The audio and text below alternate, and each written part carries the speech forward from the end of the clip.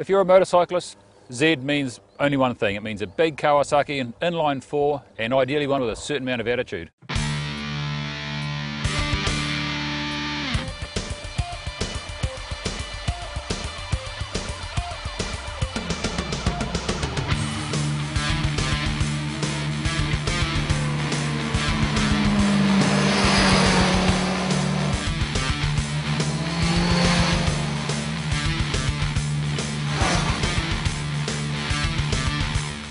This is a new version of the Z1000.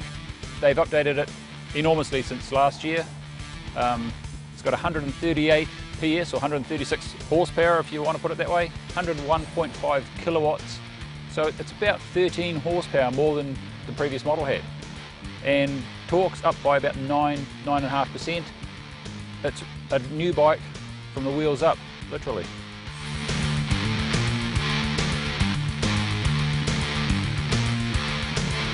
So what's really new since the last model?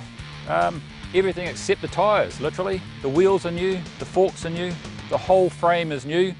This is the first model that features this horizontal shock on the big bikes. It'll be in the new Ninja. From there, it's a whole new engine. It's gained 90 cc's, it's now 1040 cc's instead of 950. It's a longer stroke. They've had to put the crank lower down, so it's a whole new engine, casings, the works. New throttle bodies, new pipes, new bike.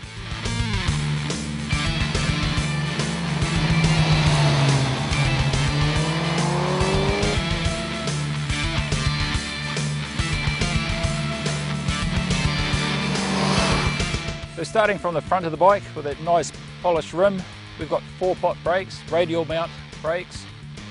Absolutely brilliant. This thing stops on a dime. It's 218 kilos. Fully wet, ready to go. So it's not exactly a light sports bike, but it's not portly either. From there you come back to this all new, really narrow gutted frame. They've managed to shrink it down, drop it to 815 mils, so it's 5 mils lower than the previous model. But the throttle bodies are ovalized, so that you've got less width, and it's really narrow, makes it easy for you to touch the ground. Even if you're a shorty, you can actually jump on this thing and go, wow, this is like a little 600. Until you open the tab.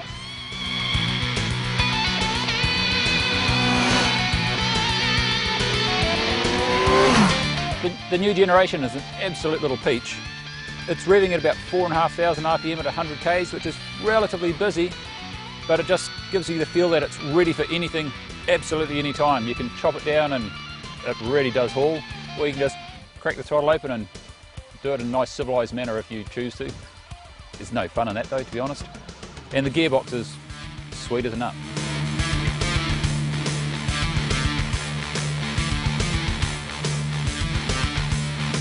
So it's got a very unique tail end, and it throws back to its ultimate ancestor, or its spiritual parent if you like, the original Z. The original Z was a 900cc with 4 exhausts, very much stylised, but it does look the part and instantly you know it's a Z.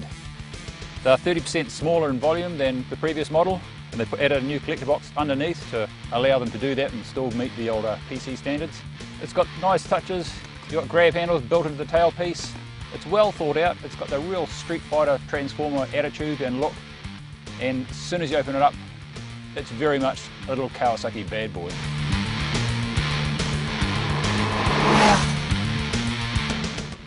In here we have the horizontally stacked suspension. You're going to see it in the new Ninja family, so it's a whole new chassis for this. As I said earlier, the only thing that's not new are the tyres, and that's exactly it. All the panels are slightly different because it's narrow in the waist. It's a new fuel tank. It's lost 3 litres capacity, which is a bit of a shame because it's a little bit on the short side. And this bike has set a new world record for me. I've never run into a bike that I've tried to find 7th gear so often. It's torquey, it's fairly short geared, but it just feels so lively at 100 k's an hour. You're sure you're not on top. 4.5 grand. 100 k's an hour means it's going to top out at about 250 clicks, so it's no slug.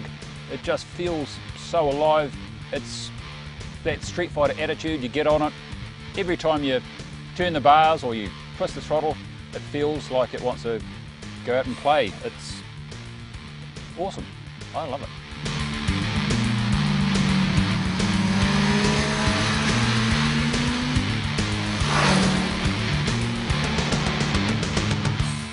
out on the road, how does a $19,595 Z1000 perform? Really well. It's got a couple of quirks. The pillion is a little bit cramped, and if you pop up onto your toes and you're wearing armoured boots, the foot pegs are fairly close together and you are likely to knock your pillion's feet off their pegs, which will result in a slap around the ears. But once you get used to it, you just ride flat-footed when you're doubling. Its fully adjustable front suspension is a noticeable improvement. You can tune it and make it that little bit sharper than last year's model. The forks are hidden behind these little Blade Runner bits. They're a like it or not part of the styling, but once you get used to the Transformer look, I reckon it looks really horny.